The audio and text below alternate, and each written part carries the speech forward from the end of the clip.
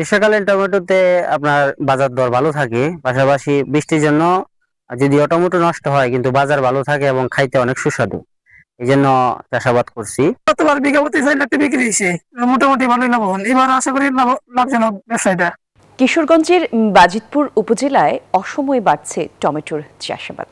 বাজার দর ভালো থাকায় লাভবান হচ্ছেন কৃষক। কৃষি বিভাগ বলছে সব ধরনের সহযোগিতা করছে মাঠ পর্যায়ের কৃষি কর্মকর্তারা। টিটু দাসের তথ্যচিত্রের রিপোর্ট। কিশোরগঞ্জের বাজিতপুর উপজেলার হালিমপুর ইউনিয়নের নগর ভান্ডা এলাকা মালচিং পদ্ধতিতে অসময়ে বাড়ি ৮ জাতের টমেটো চাষ করছেন কৃষক। ফলনও ভালো হয়েছে।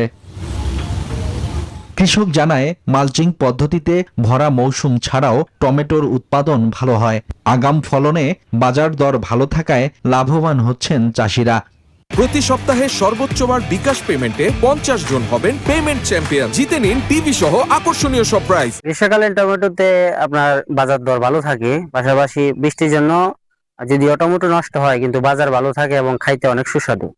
এই জন্য চাষাবাদ করছি। গতবার বিঘা প্রতি 4 লাখ টাকা বিক্রি হয়েছে। মোটামুটি ভালোই লাভবান, এবার আশা করি লাভজনক ব্যবসায়টা।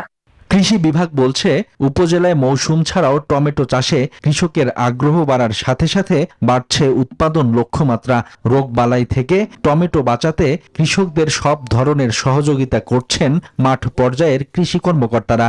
এবছর মোটামুটি আমাদের উপজেলাতে 15 হেক্টর জমিতে বাড়ি টমেটো 8টা চাষ করা হয়েছে এবং ভালো বাজার মূল্য পাওয়াতে কৃষকরা দিন দিন এটাতে আগ্রহী হচ্ছে। এবছর উপজেলায় 15 হেক্টর জমিতে টমেটোর চাষাবাদ হয়েছে।